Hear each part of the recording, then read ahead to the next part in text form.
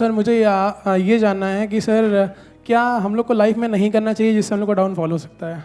क्या नहीं ऐसा क्या है जो नहीं करना चाहिए? तो कितने चाहते हैं ये हो आज के सेशन का टॉपिक इंटरेस्टिंग है, बिकॉज आज से पहले मैंने ऐसा कभी कुछ सोचा भी नहीं है, ना ऐसा कभी कोई टॉपिक किया है कि ऐसा क्या है जो हमें लाइफ में नहीं करना चाहिए। चाहे आप मेल हो, चाहे फीमेल हो, चाहे जॉब करते हो, चाहे बिजनेस करते हो, चाहे स्टूडेंट हो, कोई भी हो, लाइफ में किसी भी स्टेज पर हो, ऐसा क्या है जो हमें नहीं करना चाहिए?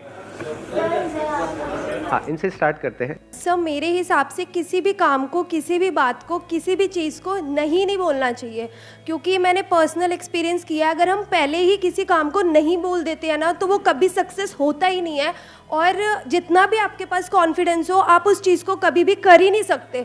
तो पहले नहीं बोलना नहीं सीखना चाहिए मेरे हिसाब से। Based upon our past experience हमारे माइंड में कुछ बैठ जाता है जिसको हम बहुत स्ट्रांगली पकड़ लेते हैं और अभी से पकड़ना शुरू कर देते हैं इसी एज से, यानी इस एज में हमारे माइंड में वो चीजें बैठने लग जाती हैं। बच्चों के माइंड में कुछ नहीं होता है, बच्चे बिल्कुल ब्लैंक स्लेट की तरह हैं, वहां पे ना हाँ लिखा हुआ है ना लिखा हुआ है, पर जैसे जैसे एज बढ़ती चली जाती है वो स्ट्रांग होता चला जाता है और उसी की वजह से फिर हमारे कॉन्फ्लिक्ट्स होने लग जाते हैं, उसी की वजह से सारी रिग्रेट्स आती है।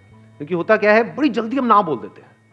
हो सकता है कोई बहुत बड़ी अपॉर्चुनिटी आई हमारे सामने, डिसीजन लेना था, लेकिन सुनने से पहले ही सामने वाले बंदे की पूरी बात हमने पहले ही ना बोल दिया। नहीं। उसके बाद पूरी जिंदगी बैठ करके रो रहे हैं। अपने घर में आपने ये चीज़ों को ऑब्जर्व किया होगा, अपने दादा को, नाना को कभी ये डायलॉग कहते हुए सुना है कि उस टाइम पे मेरे को मौका मिला था, अगर मैंने वो कर लिया होता तो आज मैं पता नहीं कहां होता, उस टाइम पे ये घर ना लेके वो कोने वाला घर ले लिया होता तो मैं पता नहीं कहां होता। पूछो क्यों नहीं लिया? क्योंकि जैसी वो अपॉर्चुनिटी आई तो उन्होंने पहले ही, सुनने से पहले ही, समझने से पहले ही ना बोल दिया। किसी और ने हाँ बोल दिया, जिसने हाँ बोला वो आगे निकल गया, जिसने ना बोला वो पीछे रह गया। तो अपनी लाइफ में कभी भी ये हाँ और ना को स्ट्रांग मत होने दो। अगर आप मेरे भी सेशंस को ध्यान से कभी सुनोगे ना या ऑब्जर्व करोगे, आपको एक क्लियर स्टैंड नहीं मिलेगा। और इसमें वो लोग जिनका माइंड बिल्कुल ही कॉन्क्रीट है, पत्थर के जैसा है। माइंड ना दो तरीके के होते हैं। 90% से ज्यादा लोगों का जो माइंड है वो पत्थर के जैसा है, उसमें सब कुछ पहले से ही फिक्स्ड है और कुछ नया अंदर जाने के लिए जगह ही नहीं है। उस माइंड में जो पहले से फिक्स्ड है उससे मिलता जुलता कोई बंदा कोई बात करेगा, जैसे मैं कोई बात करूंगा तो कहेंगे हाँ बहुत बढ़िया बहुत बढ़िया बहुत बढ़िया, ये तो वैसे ही सोचता है बिल्कुल जैसे मैं सोचता हूं। और जैसे ही उससे अलग कोई थोड़ी सी बात करी जाएगी तो क्या होगा? गुस्सा आएगा, ये क्या बोल रहा है, ये सही नहीं। समझ गए क्या हो रहा है? इन माइंड्स को क्या कहो? पत्थर के जैसे माइंड है, सब रुका पड़ा है।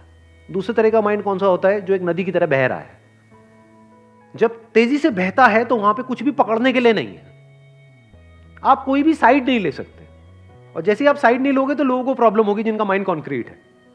वो कहेंगे अच्छा आपने अपने इस सेशन में तो ये बोला था, इस सेशन में ये बोल रहे हो, तो क्या ये सही है या ये सही है? ये आती है प्रॉब्लम कई बार या नहीं आती है? तो भाई वो भी सही है, वो भी सही है, स्टैंड पॉइंट्स अलग अलग है। इस एंगल से देखोगे तो ये सही है, इस एंगल से देखोगे तो यही गलत है। सिक्के के एक तरफ से देखोगे, अगर लाइट इस तरफ से आ रही है तो उजाला है, सिक्के पर उजाला है। इधर से देखोगे तो क्या है? सिक्के पर अंधेरा है। तो अब आप कहोगे भैया क्लियर बात क्यों नहीं करते? सिक्के पर उजाला है या सिक्के पर अंधेरा है? सिक्का हेड है या सिक्का टेल है? क्लियर बोलो ना। ये दो बातें क्या करते हो? सिक्का हेड भी है टेल भी, ऐसा कैसे हो सकता है? समझे? तो हो सकता है पास्ट में आपको किसी बंदे के साथ में कोई खराब एक्सपीरियंस हुआ, तो फ्यूचर में जिससे भी आप मिलने वाले हो सकता है वो भी गड़बड़ हो सकता है ना हो। Let me find out. तो फिर क्या होगा? जैसे आप बोलते हो लेट मी फाइंड आउट, आप धीरे धीरे आगे बढ़ने लग जाते हो।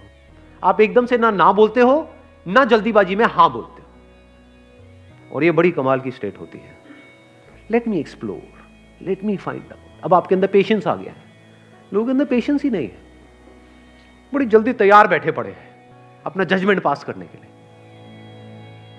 कहीं भी जरा सा कुछ हो जाता है, बड़ी जल्दी जजमेंट पास नहीं करते हो। इसने बहुत गलत किया, आपको पता भी है उसने क्या किया है, क्यों किया है, आपको पता भी है उसने किया भी है या नहीं किया है।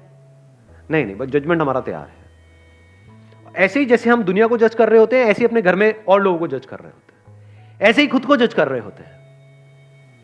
करते हैं नहीं करते? तो यस और नो क्या है? जजमेंट है। तो जजमेंट को जल्दी पास मत करो, आराम से करो, और इतना भी आराम से मत करो जैसे इंडिया में कोर्ट में होता है कि 20 साल लग रहे हैं एक जजमेंट को पास करने में। 20 साल नहीं लगने चाहिए, ना 20 सेकंड लगने चाहिए, बीच का टाइम कहीं पे ठीक है, थोड़ा सा 2-4 दिन, 5 दिन, 20 दिन। बहुत बड़ा डिसीजन है तो 2 महीने। बड़ा डिसीजन मतलब क्या? शादी का डिसीजन बड़ा डिसीजन है, करियर का डिसीजन बड़ा डिसीजन है, तो वहां पे अगर 20-25 दिन, महीना भी लग जाए, दैट इज ओके। तो ये हमको एक आंसर मिला लाइफ में क्या नहीं करना चाहिए।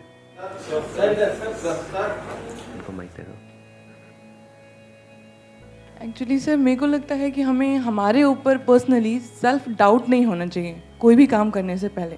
अगर हमने अपने आप पे डाउट करना शुरू कर दिया, फिर हम कुछ भी करेंगे, लाइक अगर मैं यहाँ स्टैंड करूँगी फिर मेरे को लगेगा मैं खड़ी हो रही, मैं कहीं गिर तो नहीं जाऊँगी। सो मुझे लग रहा है कि वो डाउट नहीं करना चाहिए अपने आप पे। हमें अपने ऊपर डाउट होने लग जाता है कि मैं ये कर भी पाऊंगा या नहीं कर पाऊंगा। तो अब ये बड़ा अच्छा पॉइंट है, ये खत्म कैसे हो? ये जो सेल्फ डाउट है ये एक बहुत बड़ी प्रॉब्लम है, क्योंकि अगर आपको अपने ऊपर ज़रूरत से ज़्यादा डाउट होने लग जाए, मैं इसको बोल सकता हूँ excess of everything is bad. Doubt हमारे माइंड में इस तरीके से आ रहा है कि मैं ये काम करूँ या ना करूँ, ठीक है, होना चाहिए। मैं इस बंदे पे ट्रस्ट करूँ या ना करूँ, होना चाहिए। कोई बंदा आकर के बोल रहा है कि हाँ मेरे को पैसा दे दे, 1 साल में तेरा डबल करवा दूंगा, तो वहाँ पे डाउट होना चाहिए कि ये बंदा फ्रॉड है। तो अब अगर ये सेल्फ डाउट आपको हेल्प कर रहा है तब तो बहुत बढ़िया है। अगर इस सेल्फ डाउट की वजह से आप अटक गए हो लाइफ में, ये सेल्फ डाउट इतना ज्यादा बढ़ गया है कि आपने अपने हथियार ही डाल दिए हैं, कि आप कह रहे हो कि नहीं अब तो कुछ हो ही नहीं सकता, मैं तो कुछ कर ही नहीं सकती, मैं तो कुछ कर ही नहीं सकता, मेरे तो कुछ बस का ही नहीं। हाँ वो सब कुछ कर सकता है, वो अलग मिट्टी का बना हुआ है, मैं नहीं कर सकता। ये आने लग जाता है, नहीं आता है। इससे कैसे बचे? अंदर तक आपको ये पता होना चाहिए, अंदर तक, कि आप में, मुझ में, किसी में भी कोई फर्क नहीं है। Brain is brain, body is body, brain is not your brain और माई ब्रेन। इस सच को देख पा रहे हो? सिर्फ ब्रेन में जो इंफॉर्मेशन पड़ी है वो अलग अलग है, बट जो ब्रेन है, जिस तरह से ब्रेन काम कर रही है, दैट इज सेम। उसमें इंफॉर्मेशन अलग अलग है। तो हार्डवेयर इज सेम, आंखें सेम है, शेप अलग अलग हो सकती है, बट जिस तरह से वो काम कर रही है, जैसे 2 कैमरास हैं अलग अलग कंपनीज के, तो बाहर से दिखने में अलग अलग हो सकते हैं, ब्रांड अलग अलग हो सकता है, पर जिस तरह से वो काम कर रहा है वो सेम है। जिस तरह से लाइट पड़ती है, मिरर पे जाती है, ये होता है, रिफ्लेक्ट करता है, फिर वो इमेज को कैप्चर करता है, वो सेम है, वो अलग अलग नहीं है। ऐसे ही जब इस सच को आप देख लेते हो, यू, मी और anybody, we as in humans, we are all same. Your brain is not similar to Einstein's brain, it is same. तो एक एनर्जी आती है अंदर से। अब अपने आप को अंडर एस्टिमेट करते हो ना ओवर एस्टिमेट करते हो, क्योंकि ओवर एस्टिमेट भी जो खच्चर करते हैं उनके भी माइंड में ये बैठा होता है कि मेरी ब्रेन तो पता नहीं क्या है, आई एम तो जीनियस।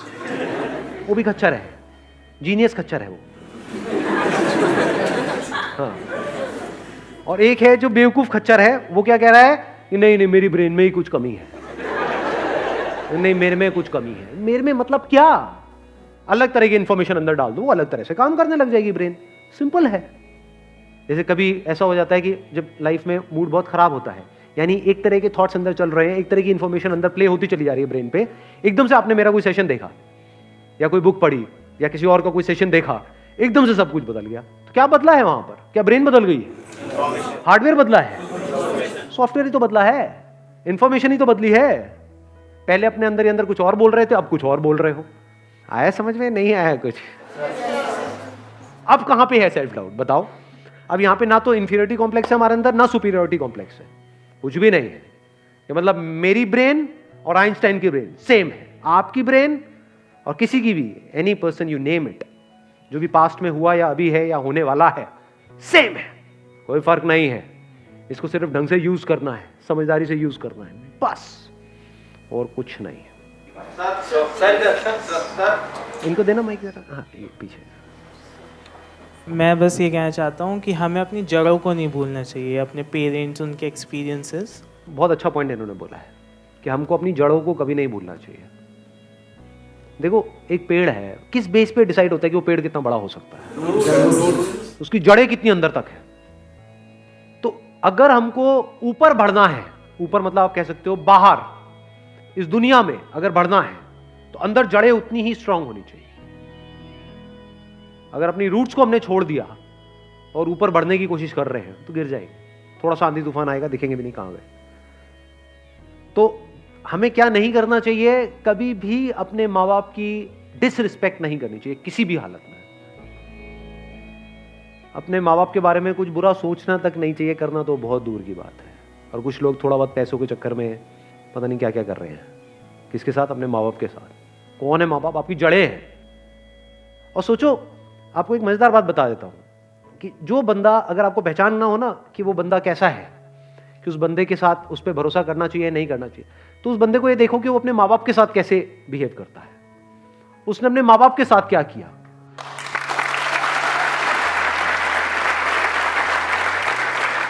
क्योंकि जो बंदा अपने माँ बाप का सगा नहीं हुआ, अपने भाई बहन का सगा नहीं हुआ, वो किसका सगा होगा? उस पर क्या भरोसा करोगे? वक्त आने पे वो आपको भी काटेगा।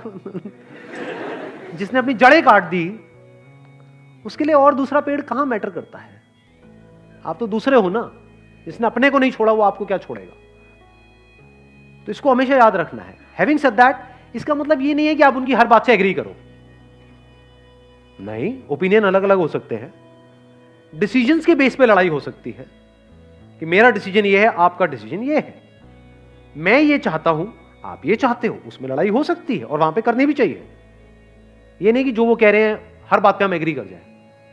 ऐसा नहीं होना चाहिए। फिर तो आपकी अपनी आइडेंटिटी ही क्या रही? कुछ भी नहीं है। वो बोलते रहेंगे, आप करते रहोगे। तो रिस्पेक्ट अलग चीज है और डिफरेंस ऑफ ओपिनियन अलग चीज है। तो इसको मिक्स मत करना। बिकॉज मेरे को पता है मेरी ये बात सुनते ही लोग क्या बोलेंगे कि हाँ, मेरे माँ बाप, अब आप जो कहोगे मैं वही करूंगा। वो कहेंगे बढ़िया है, यही तो हमें चाहिए था। ऐसे ही तो चाहिए हमें कि बेटा चल, अब तुझे ये करना है, तुझे ये करना है, तुझे ये करना है, इतने बजे उठना है, इतने बजे सोना है, इतने बजे यहाँ जाना है, वहां जाना है, ये होगा वो होगा, सारा कुछ। तुमसे लड़ लो। जहां पे अपनापन होता है वहीं पे लड़ाई होती है। अनजान से कौन लड़ता है कभी यहाँ पे अनजान में आपस में अभी कोई लड़ाई हुई है आकर के? तू मुझे पसंद नहीं है, भाड़ किया किसी ने ऐसा आपस में? हाँ, नहीं किया। क्यों नहीं किया? क्योंकि अनजान है। क्या अपने अपने घर चले जाना है सबको इस सेशन के बाद में। किससे किसको क्या लेना देना है? अपनों से ही तो लड़ाई होती है, अपनी बीवी से, अपने पति से, अपने माँ बाप से। तो लड़ो, लड़ने में कोई बुराई नहीं है। अपनेपन से लड़ो। ऐसे लड़ो कि भाई लड़ेंगे, मरेंगे, कटेंगे, जो मर्जी करेंगे, अलग नहीं हो, रहेंगे साथ में।